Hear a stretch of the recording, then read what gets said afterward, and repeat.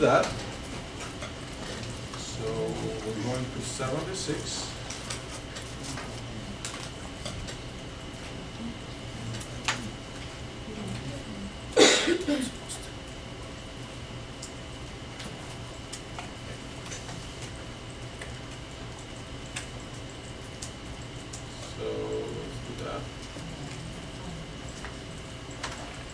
This is my statement from the employees departments. I have to say where employees department ID equals departments dot department ID.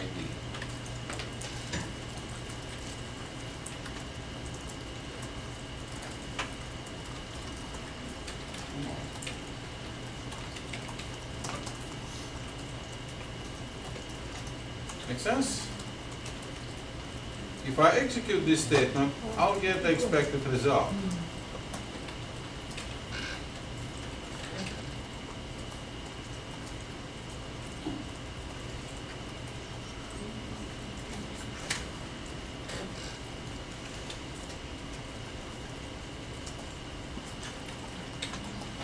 Also, I can put order by, right? By the employees. That's first name.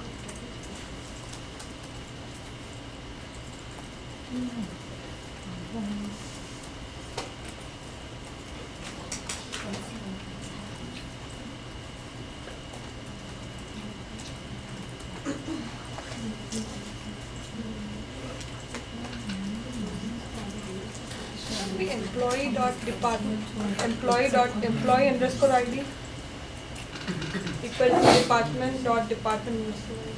I don't know. Which? The third statement. Where? This one? Yeah. Yeah. What about it? Employees dot employees underscore ID. Employees dot department ID equals departments dot department ID. So essentially, what I'm saying is that when I'm combining two tables together, if I don't take any measures, I'll get all possible combination of these records, okay? 2,900 records. But I don't like that. I like to specify that individual employee works for a specific department. And that's what our statement looks like. Okay? I'm saying that when employee department ID, whatever employee would take, go and take that employee, get that department ID, and go to the department table and retrieve that department name. Okay, that's what it does. Okay, and then order by is not essential, but this is a more very critical. In that case, if you execute this statement, you will see that you will get 107 records. Yeah, if you know how. 106, whatever. Yeah, 106 because one department is not listed there. That's a question we have to investigate. Next thing is that you do realize that this is a typical join statement because we're actually joining these two tables together, employees and departments, and then querying them. Okay.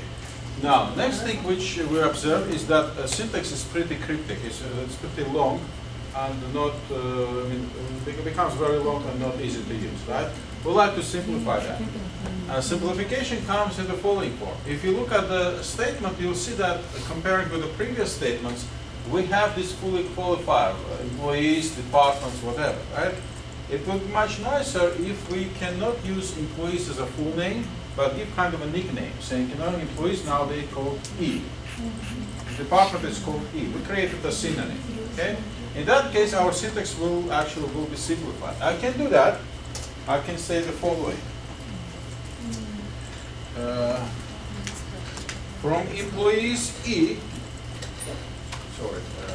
E, and departments D. Okay? So essentially what I'm doing, I'm creating a nicknames, so synonyms for these tables. Okay? From now on, I'm saying employees table is called E, and department is called D. So this allows me to simplify the syntax like this. Instead of saying employee's first name, I'm saying E first name, and employee's last name is saying E last name, and employee's phone number I can say E, and department I can say D. Okay. And here I can also say E, equals D. Okay. Let's see.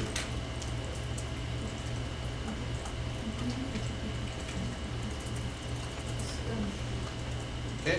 So this we don't have to specify in the table. We just specify it here and it's written there. this is a nicknames. Basically, we don't need to change any tables, anything. It's basically, I just, for simplicity reason, I say, you know, instead of calling the fully qualified name by full table name, I'm just using nicknames. So we can write any character there, anything? Or it has to- Anything. We can say E1, E2, whatever, EV, whatever. Okay. So it's all up to you. Make sense? Yes. Now, are we happy with these results?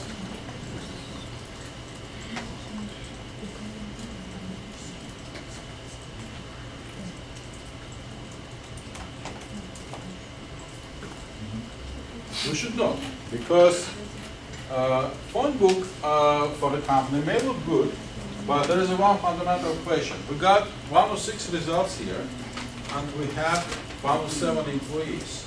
It means that there is a risk we forgot one employee. Okay, we left behind one employee. And if that employee discovers that, that employee will not be happy. Okay, the company should make apologies and apologize. So that's not good. Let's actually analyze that. Why it happened. Okay? Now, we agree that we have 107 employees, and no doubt we have them all. Okay? And then we have to find out how many. So first we have to find out is there a correlation between department ID and employees and the employees table? Basically, the department is listed for each individual employees or not. Okay, we have to figure that out. So I'm going to query that. Write that query. I'm saying select start from employees. So department ID. ID is null. Okay, and indeed I did find one person who is not working for any department, and his department ID is null. Okay, so what it means is that our join statement will not list this department, or actually will not list this person who is kind of a departmentless. Correct? So a join statement written is this way will ignore all departments which is not specified. And that's true. That should be done that way, right? Make sense? If department ID is null, then we cannot get department name from the department table where now the name is null. Okay? Or actually, sorry, ID is null. Okay? So it means that this person, Kimberly Grant, will be left behind, and he is not going to be happy. Okay? We cannot order him, you know what, you have to make up your mind and join some department. Okay? But we cannot simply do that. What's the solution? So, solution is the following. we have two tables here, and when I'm saying join these two tables, the way we join them, we actually join them with the minimum number of these records and minimum number of records here, okay, because we specify restrictively. But what we can do actually two outer joins, means that we like to get all the records here and minimum records here. So that will be left outer join, because this table is located on the left. Okay? Make sense? That's called left outer join. So we have 107 employees, but the way we wrote the statement, we got 106 records, because one employee does not have department here. But my idea is that in order to make a correct phone book, I have to actually include all employees here. I have to make outer join, left outer join. It means that I have to include all records here, doesn't matter what, and minimum records on this table. Since this table is listed on the left, we call it left outer. Okay? Now, if we switch these tables by places, that will be right outer join. Okay? It's basically which table you list first. Okay? But in this table, we have that employee still there. Yes, that employee, Kimberly Clark, is still here, but he's not belong to any department. Yeah. What I would like to do is just I like to create a phone book with the first and last name and phone number. And if there is no department, hell with that, we just put a dash, okay? But I like this employee will be listed here, okay? That's the point. If you don't do that, he will be insolvent, okay? So that's the way it works. So you do actually left outer join, and then you, it depends on the places where a table is located. Unfortunately, we don't have time to go deeper into that, but we can investigate a little bit more. So besides that, when we look at the join, when we made our first join, when we wrote our first join, what we actually joined these two tables based on? So these two tables are joined based on primary and foreign key, right? Because department ID, the way it is listed here, these department IDs, is a primary key in a department table, departments, and a foreign key in employees table. So this relationship, or this join statement, is based on a primary foreign key relationship. That's why it's called natural join. Okay. So there are also non-natural joins, which are tables are linked not based on this relationship. Okay. So this is not a requirement, because many people may think that if you don't have primary and foreign key relationship between tables, you cannot make joins. You can, still can do that. That not with natural, non-natural joins will be called non-natural joins, but it is possible, and that's done extensively. Okay, it's not our rare case. Okay, any other questions? What? All clear? Essentially, what we sure. Can we simplify further other segments? No, I believe not, because that's the minimum you can do that. The syntax might be different. For example, Oracle allows you to create this joins using this one, this way, or they can say join, table join over this particular field. You can do that. That's a different syntax. Okay, I don't like to bring it because it will come. May make a simple statement looks complex for you, but it is possible.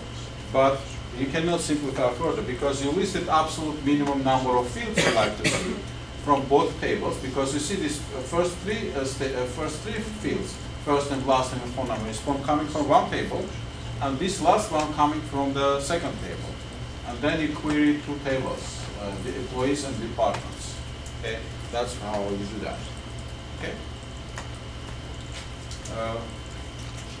Yeah, one more question. Where we can, where a particular place where we can simplify?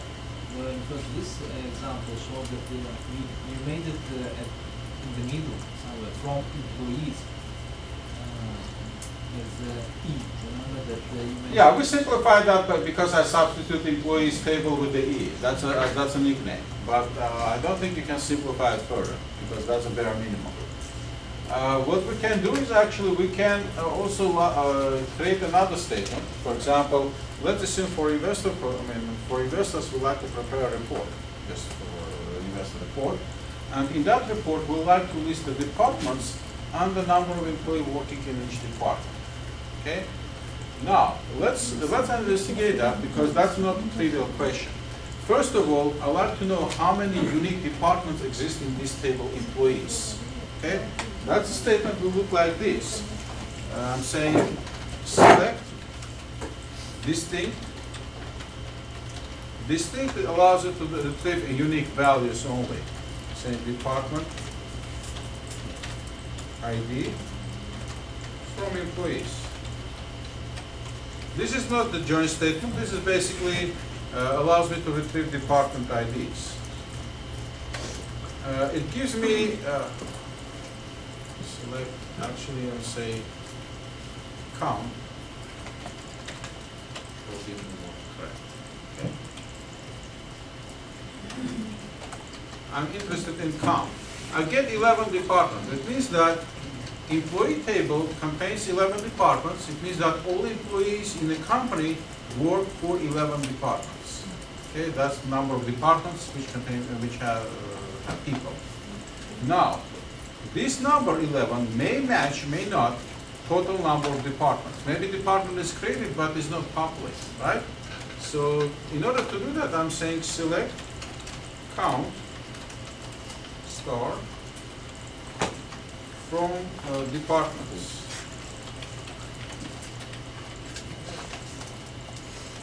Because a departments table contains unique values for departments, right?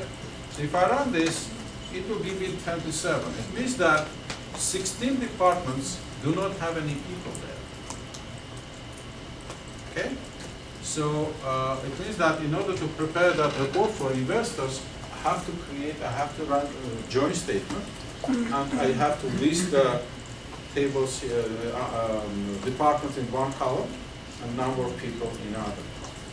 Okay? Yes. If we just from the employees table as well as from the departments table, we just want to club all of the fields together. Can we use star and alias and just like select star from? Star will be. I've never tried that actually, but I believe that will be clash because field names might clash with each other. Okay. For example, I already know that department ID will clash. Okay? That will not be allowed. Okay. So then you cannot say select star star, right? I never thought about it. Okay. But anyway, it means that if you have to query department, what is going back to our equation? You have to create outer join, include all values from departments and minimum values probably from employees. Okay, something like that. So it means that you have to modify join statement. It's not simply just simple join. You have to modify that in order to get correct resultant correct answers. Now, to go back to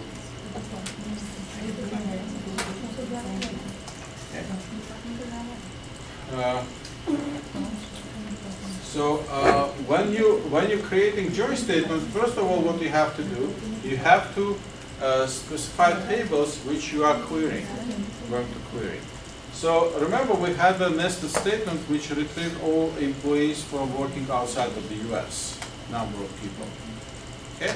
So I can rewrite this statement, but this statement was written using the nested statement. I can rewrite this statement in join, okay? And the syntax becomes pretty clear, better than nested ones. So statement will be like this. Select count employee ID from. I have to specify 3 tables because I'm querying 3 tables: employees, departments, and locations, right? Employees,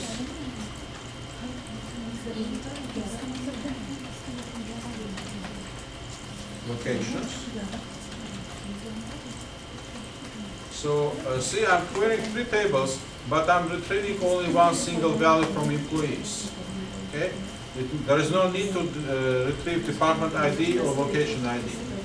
Now, I have to specify a predicate here, which is very interesting. I have to say where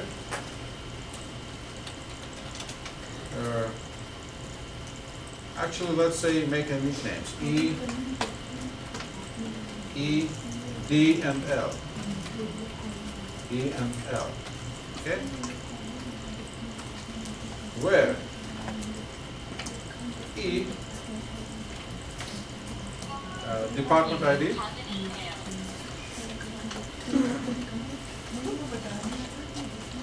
ID equals the department ID, right?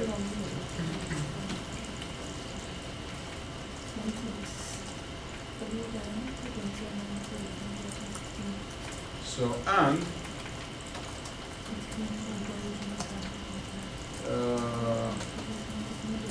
the location ID equals L location ID.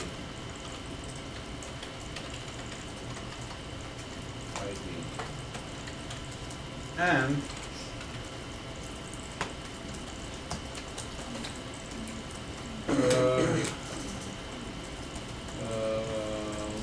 L country ID, right?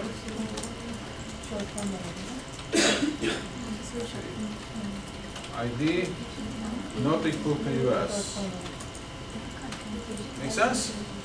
So if I execute this statement, it should give me 37 people. Location ID, invalid location ID.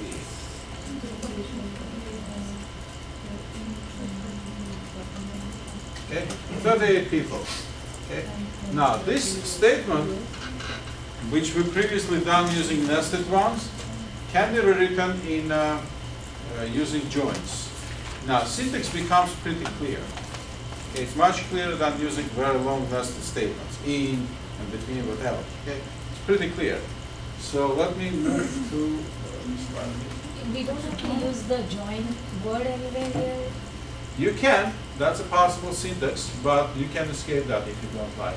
Yes. You can say join over, and then you specify. Yeah, you can do that. Where we have to write that join over. We have to say table, one table, join over another table listing that. But that will be, in this particular case, when joining three tables might be a little bit complex, okay? I don't like to drive you into that. This statement is definitely looks better, but it executes slower compared with the nested one. Okay?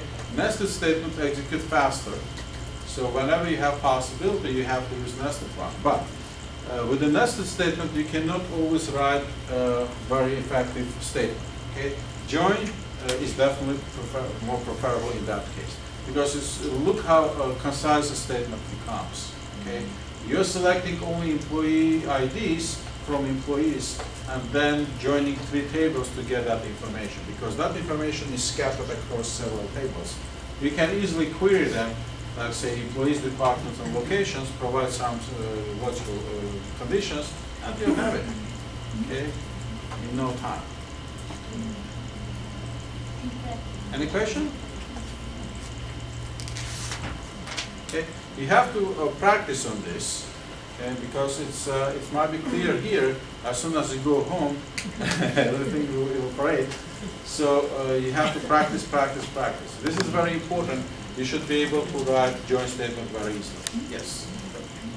You put US, lowercase, come up with be 100%. Not equal to US? Yes, because lowercase US does not exist in the table, right? How come it gives you 100%? Exactly, that's what I'm All saying. of them. US lowercase, you don't have that value in a location table. That's why you will get everything. Okay? But providing capitalized, you eliminate these records. Instead of lowercase, you can write anything you like. In that case, you'll get all the employees also. So. It also illustrates how important it is to provide a case for the values. It's very important. Any questions? So clear? Okay. Move forward.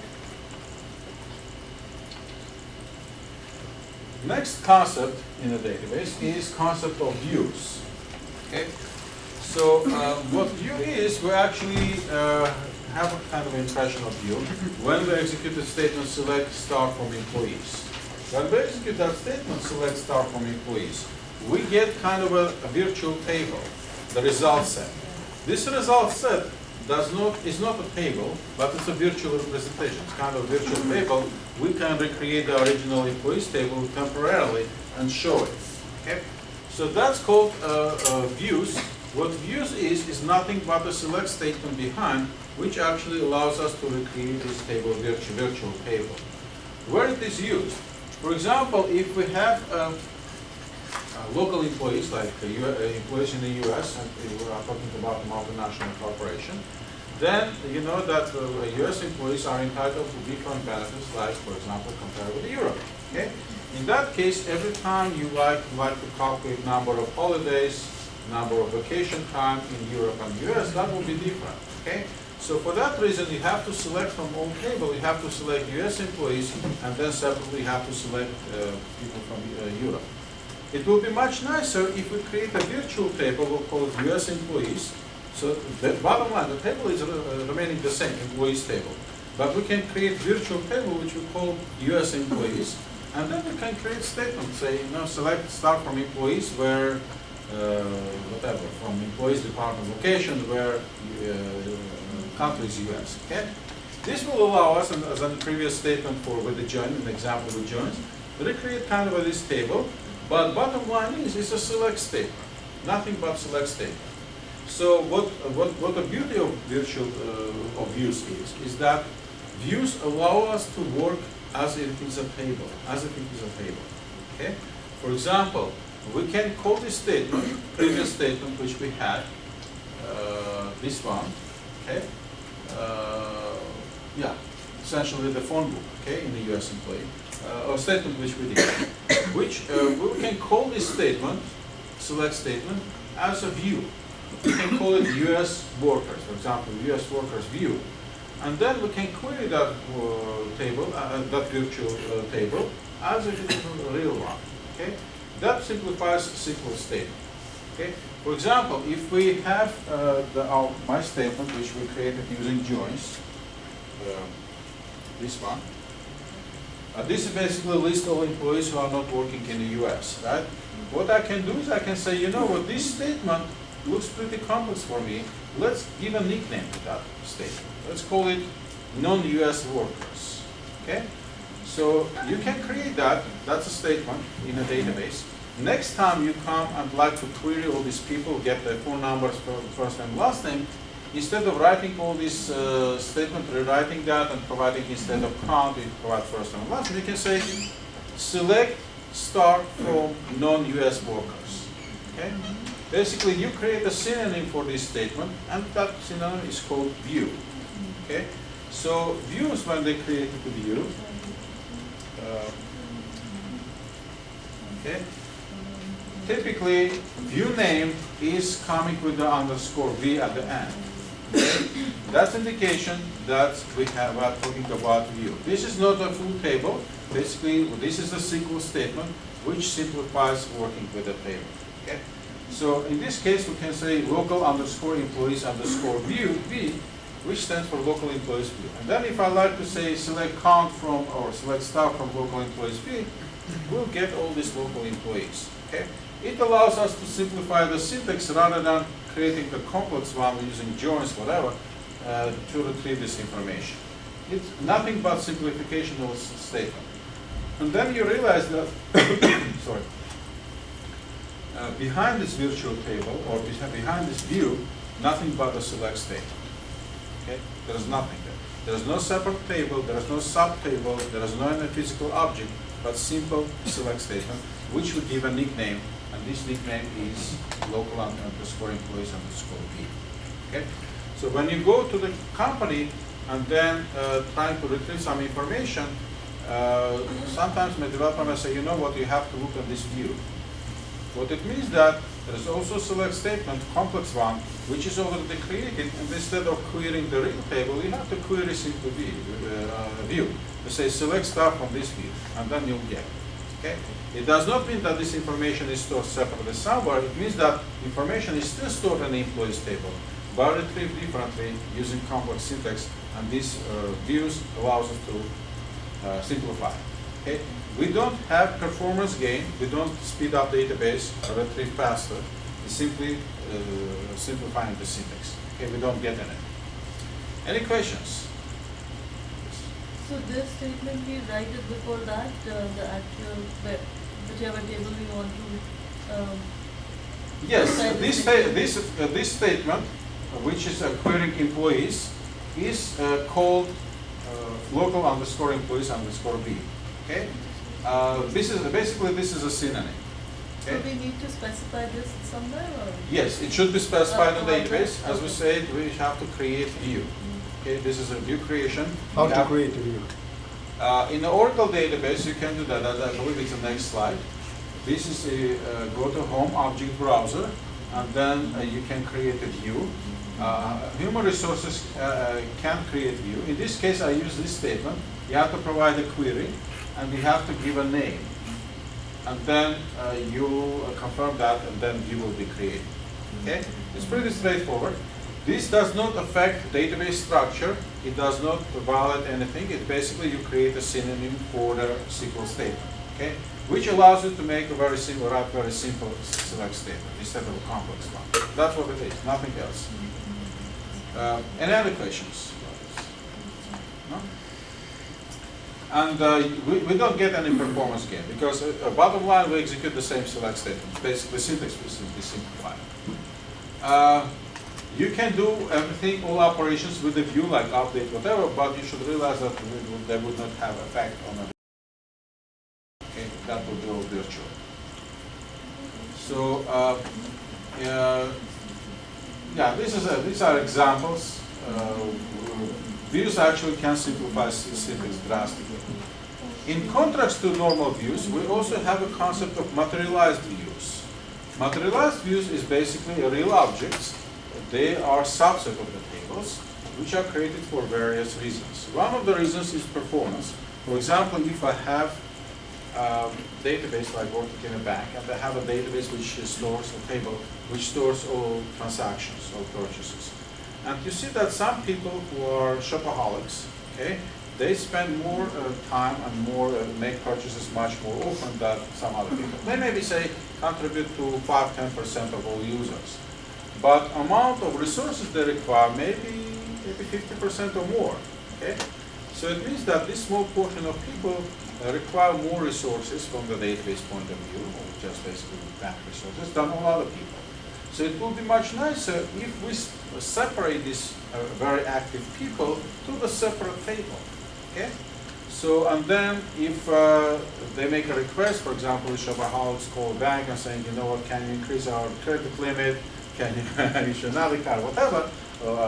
These requests, all these requests or activities will be handled against a separate table. And then the main table for the rest of the people will be actually having the normal load. This is done using materialized view. What we do, actually, we created sub-table with the same fields, put it separately from the main table, and we synchronize it. Basically move the users, or actually we can keep all the users in the same place, but we move these very active users to the new materialized view, and then every request will go to the materialized view rather than to the main table. Okay, we actually it allows to be balanced. Balancing the load on the database.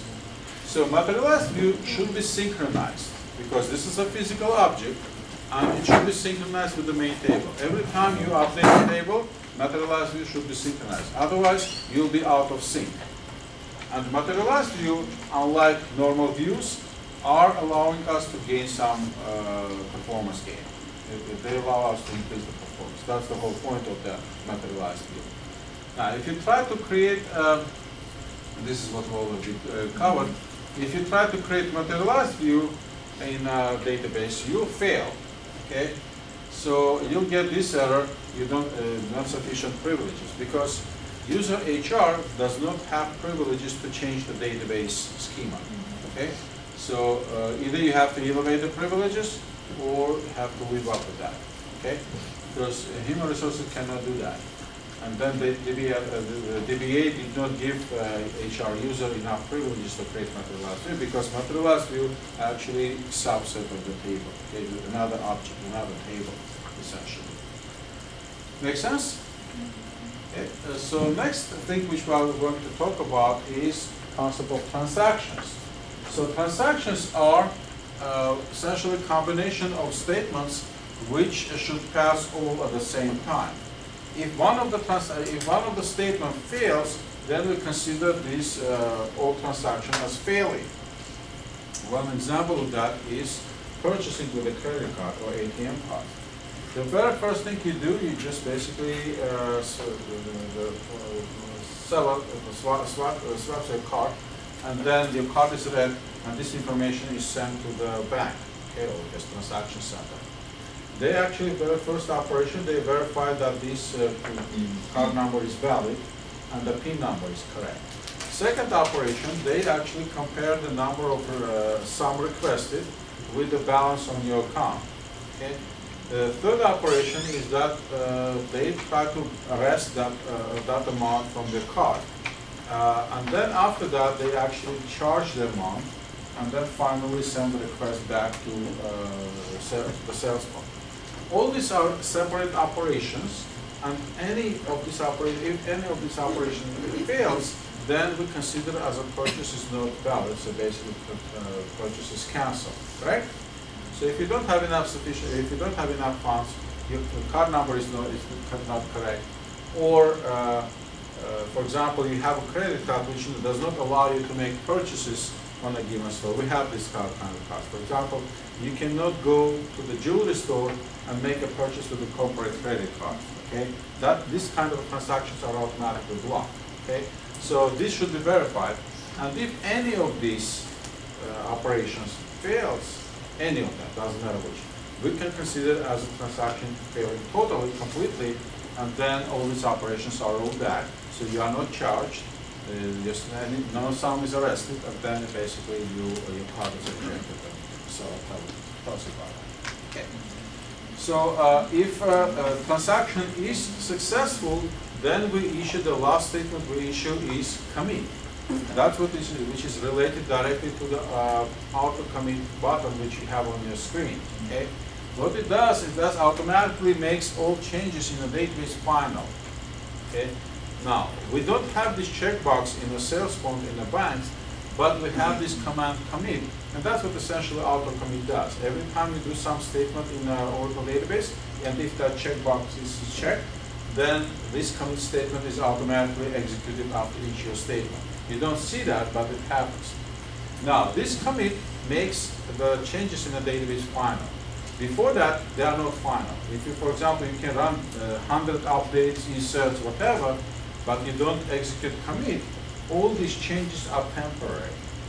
Okay, you can always go back. So going back is done using this command rollback. Okay, so it means that database will roll back all the changes you made. It means that if the auto commit box is not checked, and if you suddenly deleted the table using delete command, you can roll back. Okay, but if it's checked, that's too late. Okay, your delete will erase all data. Normally, you don't see these check boxes, so you have to execute commit statement. This might be very useful when you do testing. Okay, so your testing scenario might involve a lot of insert, delete, and update commands as a result of testing. At the end of the day, you don't like these changes made permanent to the database because you are going to continue your testing tomorrow.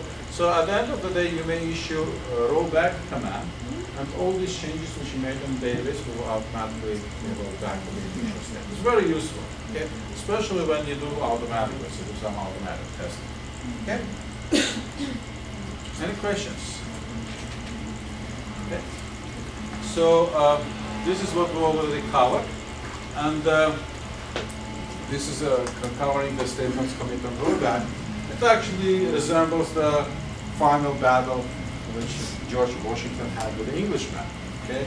Before the final battle, he said to his comrades, tomorrow is a decisive day. Either we'll win together or we'll be hanged together. Okay? Either way, but we'll be together. Okay? We cannot be separate. Same with these transactions. Okay? Either they pass as one or they fail. But that will be no other choices, either passing or failing. So next thing which we are going to talk about are triggers, which is nothing but a mechanism for doing some automatic stuff. For example, one case when we're talking about triggers was deleting employee from the employees database, where, for example, employee quit or laid off. In that case, we automatically like to invoke the trigger, so that employee record is inserted into the job history table. Okay, so in that case, that can be done automatically, and it is done automatically in real life. Can you explain once again the trigger? Sorry. Trigger once again.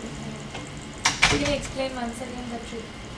Triggers is basically nothing but automated mechanism for doing some things automatically.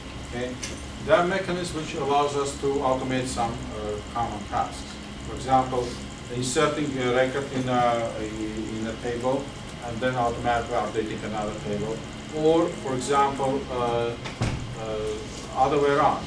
If you like to delete some employee from the employees table, database will not allow you to do that until you first insert that, unless you first insert that record into the job history, okay, in that order. So you should not delete and then insert. You have to insert the record, and only after that, when the insert passes, then you delete the from employees table, okay, things like that. Or you may trigger, for example, if any time you hire a new employee, you may trigger sending email to ED or some town organization. So a lot of stuff can be done with the triggers. Okay, it means that you don't need to write a program which will constantly query the database for some values which are changed. Okay, make sense? Next thing is interview questions, which we have some time. What does SQL stand for? These are a very popular question. You have to answer the structured query language. And how you select all records from a table? You have to specify select star from a table name, and then you specify table name here. So join. Join is a process of retrieval of information scattered across several tables. That's a typical join operation. How do you add records to the table? You have to use insert statement. And this is the example of that. They may say, you know what, we have a table which has a first name, age, and the gender in this table. How you write insert statement? Okay, and during the interview, you should be able to write that. You say insert into this table name values, and then specify these values. So how you add a column into the table? This we haven't covered, but this is the way how you change the database structure using alt table command. Okay, and then you can add this age as a number. Okay, so changing the value of the field. So it always adds in the beginning? Column, does it add in the beginning always, or? No, it will add at the end. Okay, because Always means yeah, because tables are growing to the right and to the bottom. So these are questions which might be asked during the interview, and these are typical examples.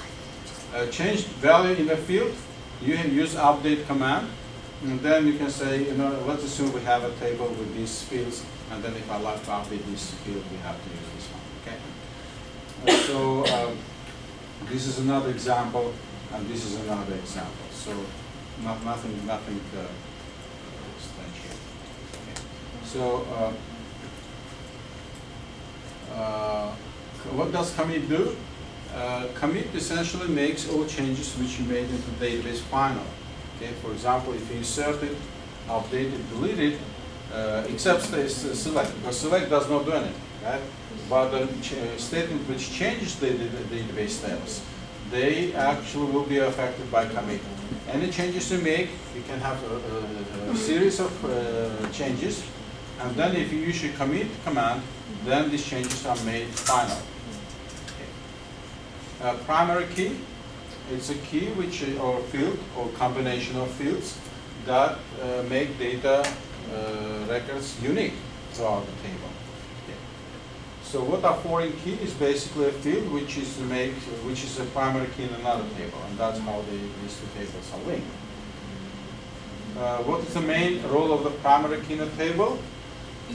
Is making keeping the internal integrity of the database table. It's the integrity keeper. So can we have more than one foreign key in a table? Definitely we can. There's no limitation of that. This is not correct. We may have more than one primary key. So these values we haven't covered that because it will be programming, but we'll skip that. Okay, we'll skip this too.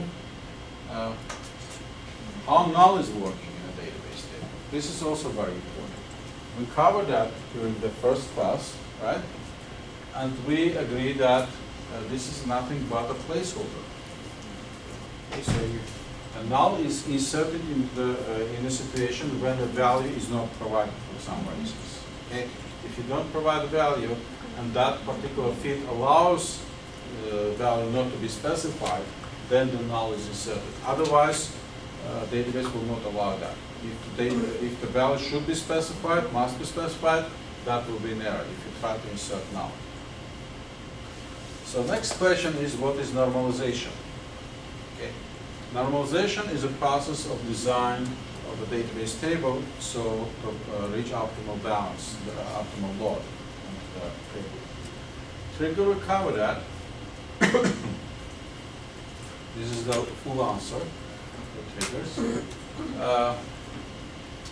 This is with Oracle, because other databases work differently. You need to select random collection of rows or records from the table. Okay, because you may go to the company may contain a database with a huge number of records. And knowing the database structure, not always illustrative. You like always to have hands-on on the data values, whatever that. Because remember, we started our class with investigating employees table, which field it contained. And we agreed that employee ID, whatever.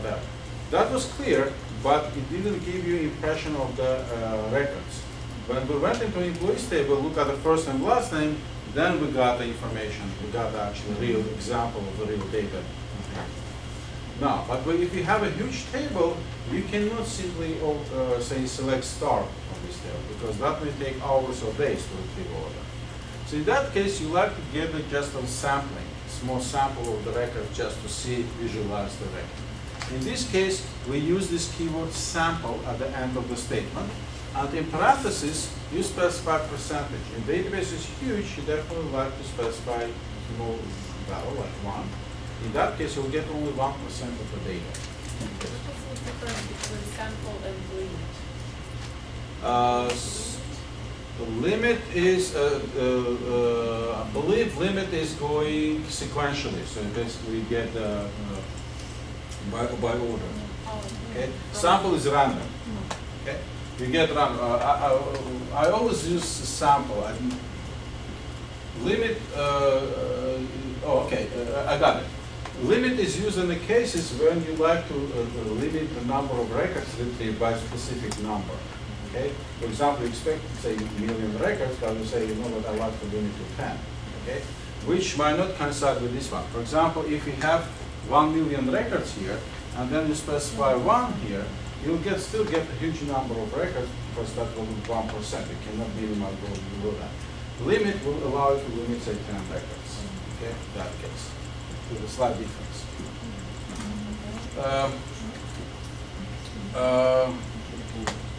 You have the statement written in this way.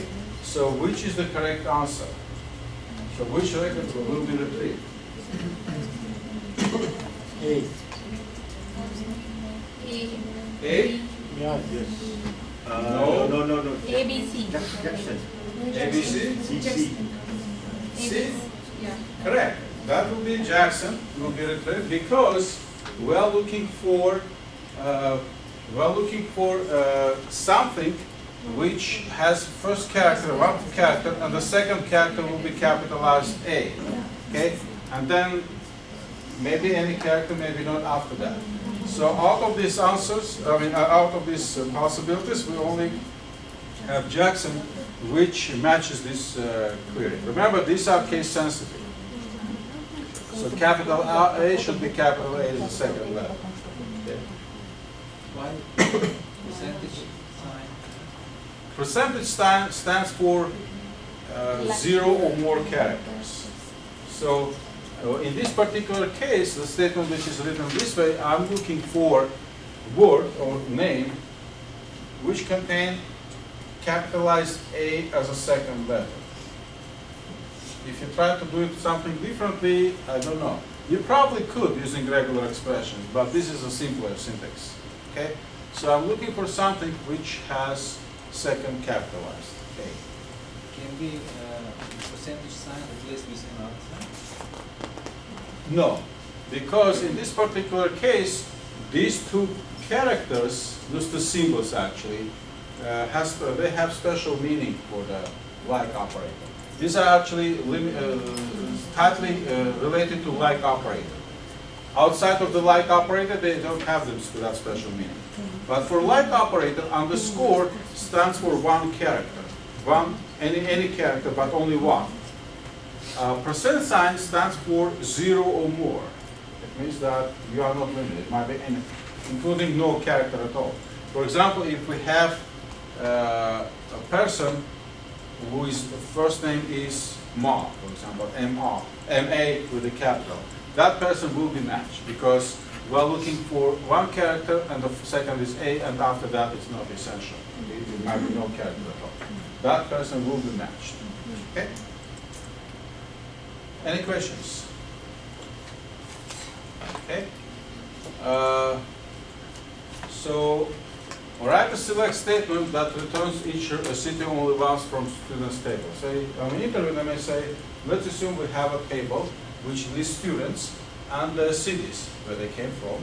And you realize that the cities might be repeated. Like if you have several students coming from the same city, that city will be repeated several times.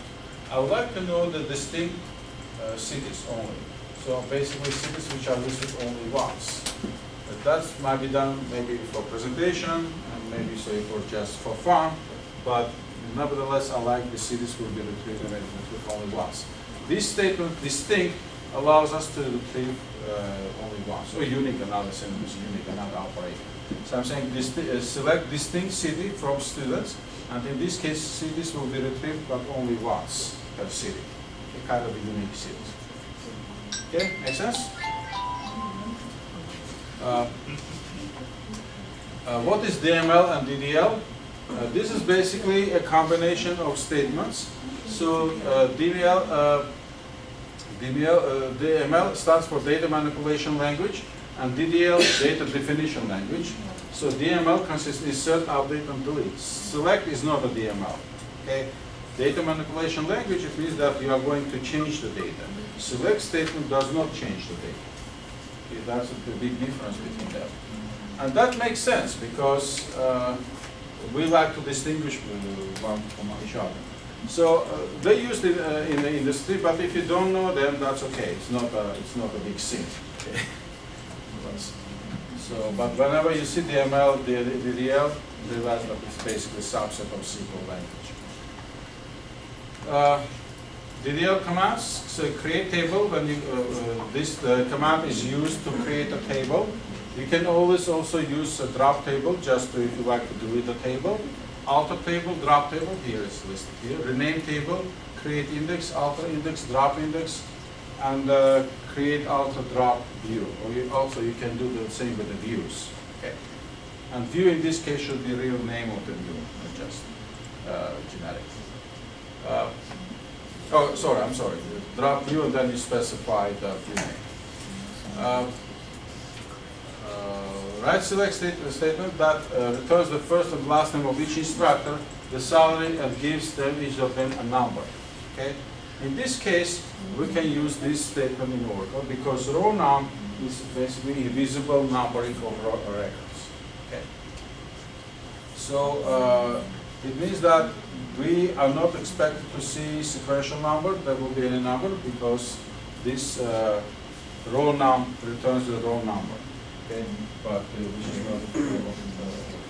So we didn't talk about indexing of the table records, which is also a very important subject, but unfortunately we didn't have much time, but you should understand the concept of that. So remember, when we started the databases, I told you that database records cannot be saved in a stored form, in a stored order, in ordered form. Okay? Because that will imply that we always have to reshuffle the database with every delete and insert, and then database will be busy reshuffling, keeping these old records in order. We cannot afford that. So, but what we can do, we can actually number each field, each value in the field. So, with other words, we can create indexes. And we can keep these indexes, and we can update indexes every time we delete and update. What it makes helpful is that, let's assume I number all people last name by some index, okay? And then in ascending order, descending order. I cannot retrieve I can also retrieve the database records in that order, but also I can retrieve by the indexes. Say, you know what, in ascending order and descending order, retrieve me this record by the indexes. Indexes are not directly related. I mean, not directly related to the first name and last name. We may have a combination of fields. Well, what else we have? We may have also salaries are indexed, right? So we may also have department names might be indexed as well, right? So we may actually create several indexes and then retrieve records by the index, okay, which allows us fast sorting and work on. Now, indexing takes time and resources, so you may say, you know, I like to index everything, but it's not the case. The more fields you index, the more slower the database is going to work. That's how indexes are working. Where clause must appear always before the group by clause in the SQL statement. Yes. So group by should be the last statement in your select statement. Okay. So select from where group by having order by. Okay. So in this case, select and from are mandatory. The rest are optional depending on your needs. Okay. Then I ask that question. I mean, for example, how you select some records from the field, which are required keywords. Basically, write a select statement. Okay. Then we also ask question about in between. Remember these values. So data manipulation language. Insert, update, grant, truncate, and create. We manipulate. Grab is not data manipulation. So A and B, insert and update, data manipulation language commands. Data control language, this is another subset, DCL. Truncate and create are data definition language, because it doesn't make sense. I have to double check this. I believe it's a typo here. Okay, I'll double check that. SQL comments, you can comment your SQL commands using 2 hyphens in front of the line. In that line will be completely ignored. Okay. So this question is very popular and asked almost on every interview. What's the difference between delete, truncate, and drop commands? We didn't cover drop commands because this will adversely affect all databases and other classes. Okay. So what happens here is that delete command used to delete records one by one. Okay, we go to the database, look at iterating through each individual record and deleting them. So this process is slow, and then providing that we don't issue commit command, this process can be reverted back. If we have truncate command, issue truncate command. Truncate command does not care about records. It basically goes and deletes all information it sees on its own, on its way. So essentially erasing everything it sees from that particular table. It's very important to realize that when we issue delete command or truncate command, data is removed. But the table itself, the skeleton of the table, is remained. Okay? So if you like to insert additional records there after deleting, we can do that. Okay? If you like to replace the records, put new records over there, we can do that. Okay? But the drop command would not allow us to do that. Okay? So, and then the difference also that the truncate command is irreversible. You cannot undo it in any other situation. Okay, basically this is the final. Okay. Now also we have drop command, which essentially resembles the walking with a crystal vase in your hand over the concrete floor and letting that vase at some moment of time to drop. Okay, so it goes into the crashes into smithereens, and that's what's expected, right? So this is exactly what happens when you issue the drop command.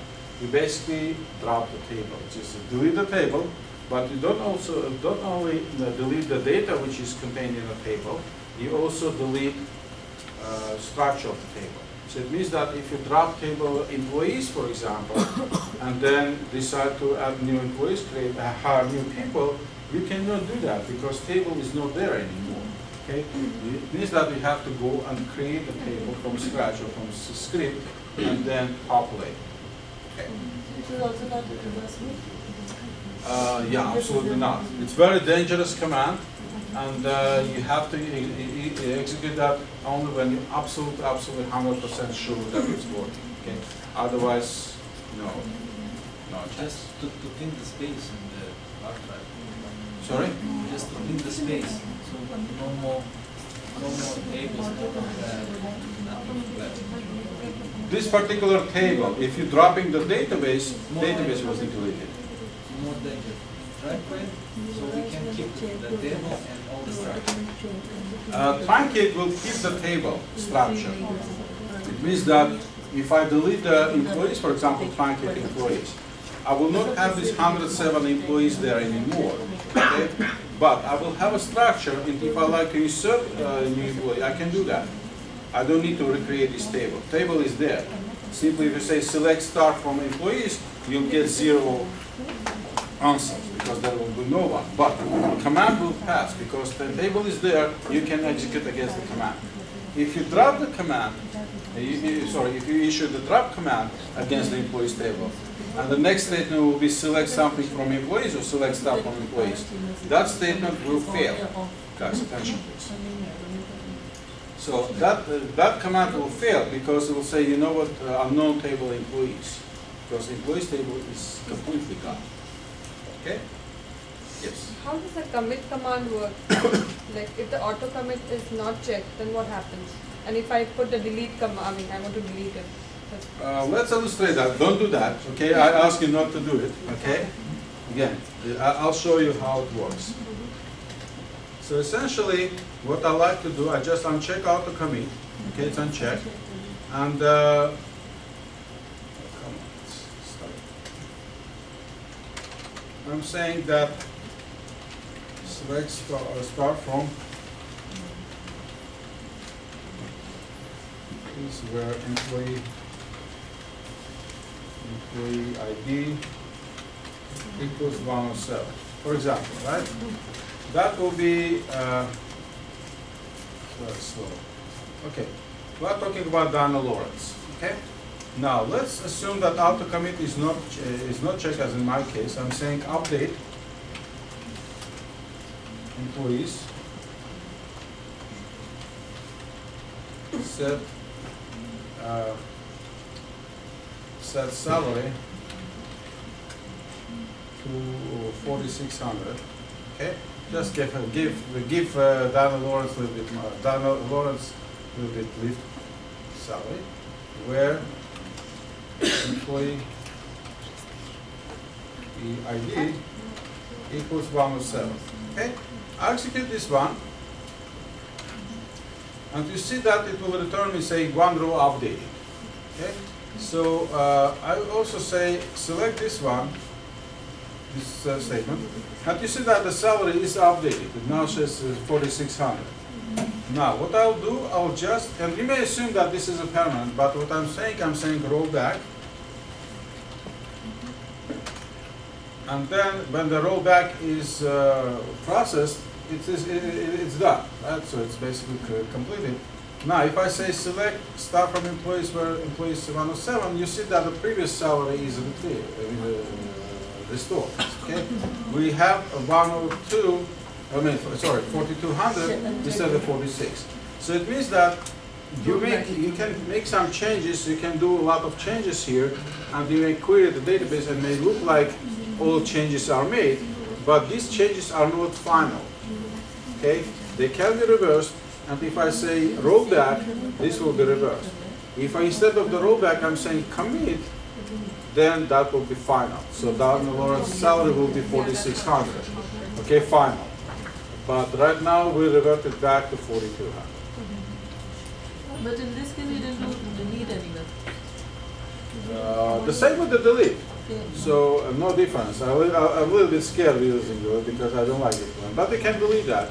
So let's do So that. in this case, the employees table will be storing two values, like 4200 and 46, or it's overwriting? No, the way it is done is basically these values of these changes are put in a queue. Pretty much the way it is done in Microsoft Word. When you do a lot of changes, and then either you auto-save it, or you can click Control-Z, doing undo, undo, undo. All these changes are stored in kind of a stack. Okay, you basically go and iterate this stack all the way to the desired operation. Same here, but in this case you don't specify desired operation. You basically go to the last commit state. Okay? So in this case, it will be automatically undone. Okay? If you made several changes, 100, 200, or 300 changes, you can undo them. Okay? I don't know how deep you can go. I think it's in the settings. I didn't investigate that. Okay? But I know that you have pretty big stack over there, which is possible.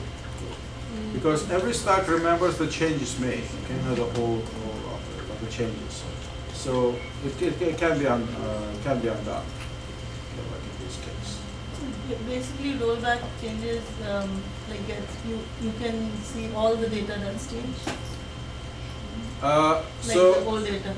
So you have kind of milestones, okay, and the milestones being the commit command. Okay, you issue the commit command and do some changes, okay, and then you reach some point where you say, you know what, either I like to finalize my changes or I like to undo it.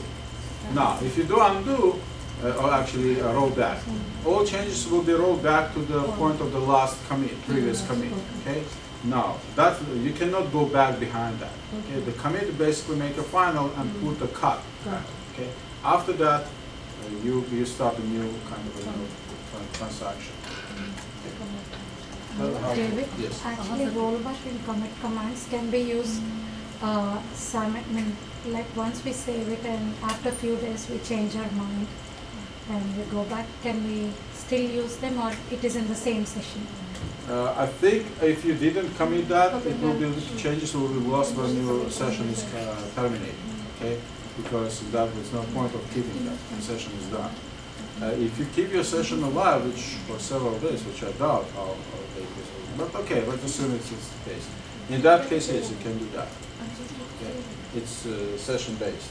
But Oracle, I don't know, if you have, I never investigated this situation when you have session open for a long time, because typically you do some changes in the database and you terminate the session. Because Oracle might terminate force to Like in terminate. this, right now the example what you gave is for her to increase the salary, but by any chance later on, like after a few days or after a certain time, they decided to cut back on the salary for her. So That will be different story, because in that case, for example, if she got a pay raise right here, that's okay.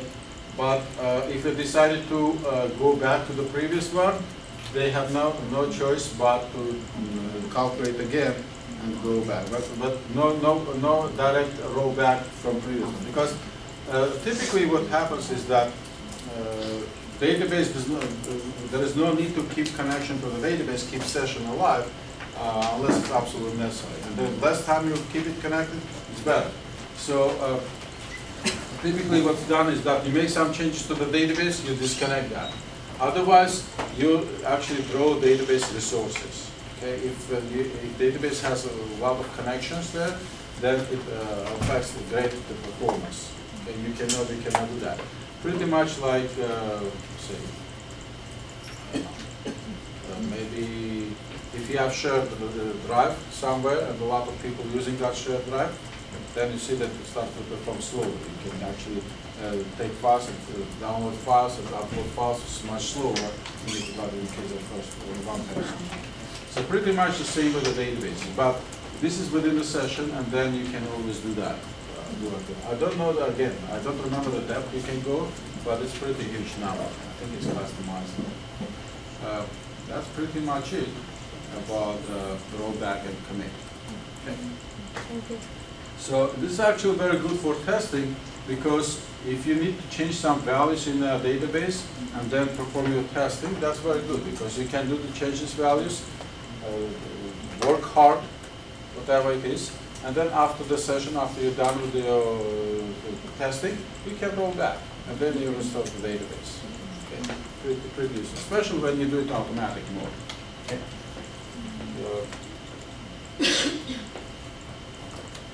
Okay, so this is the difference between truncate, delete, and kind of drop commands.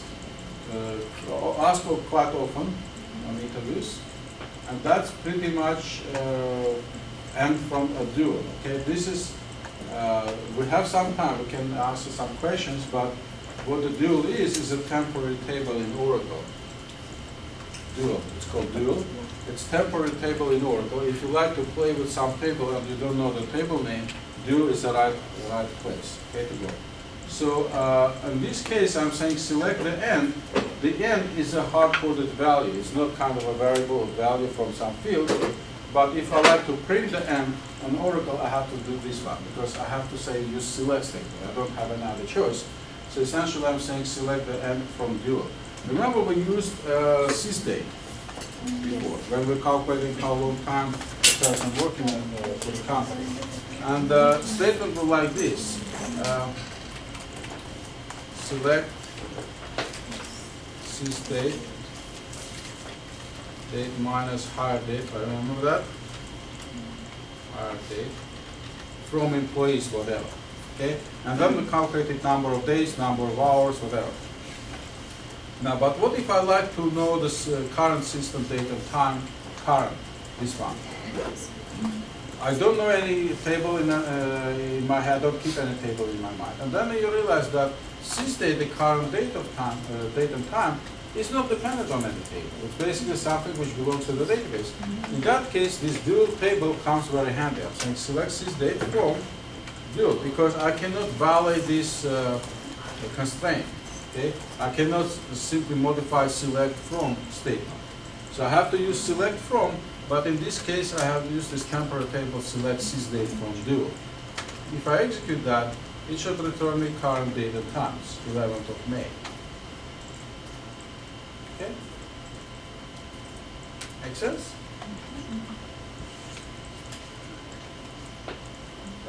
What else should we cover? Because we have some time. I didn't count that we covered. How do you check for triggers? You look over the database objects, and the database objects contain triggers, views, materialized views. What else does it contain? Procedures, stored procedures, functions. What else? You name it. What else? Can we do some other joins, or any area which we not covered correctly or fully, or where everything is clear? Sure? Okay, in that case we'll round up, but please don't forget to practice. Okay, this is crucial, because if you don't practice for a month, you'll forget everything. Okay?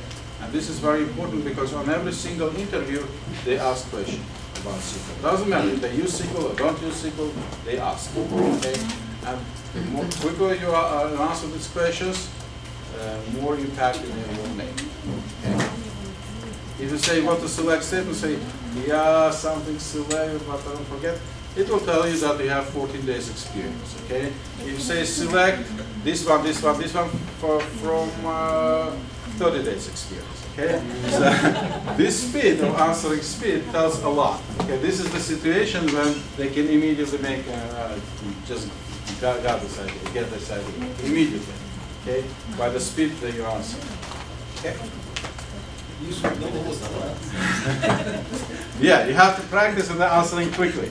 Okay? But that comes with the practice. It does not come by learning these slides.